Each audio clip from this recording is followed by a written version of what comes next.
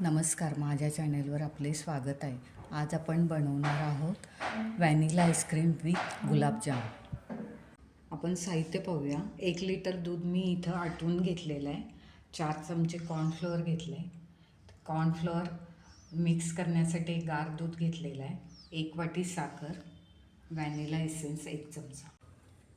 Cornflour मी दुधात mix करून घेते. आता पुन्हा मी गॅस सुरू करून भांडं ठेवलेलं आहे. आता त्याच्यात आपण कॉर्नफ्लोअर मिक्स केलेलं दूध घालून घ्यायचं आहे. त्याच्यानंतर आपण ही साखर घालून घ्यायची आहे. कॉर्नफ्लोअर आता दुधात एक 2-3 मिनटं शिजवून घ्यायचे आहे. साखर तोपर्यंत विरघळते आपली.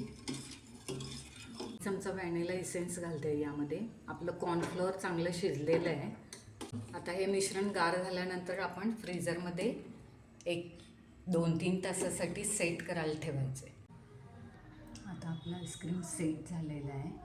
त्याच्यात बर्फाचे कण तयार झालेत म्हणून हे मिक्सरमधून काढून घेऊया. मिक्सर केलेलं आईस्क्रीम आता आपण 4 तासासाठी फ्रीझरमध्ये सेट करायला ठेवूया.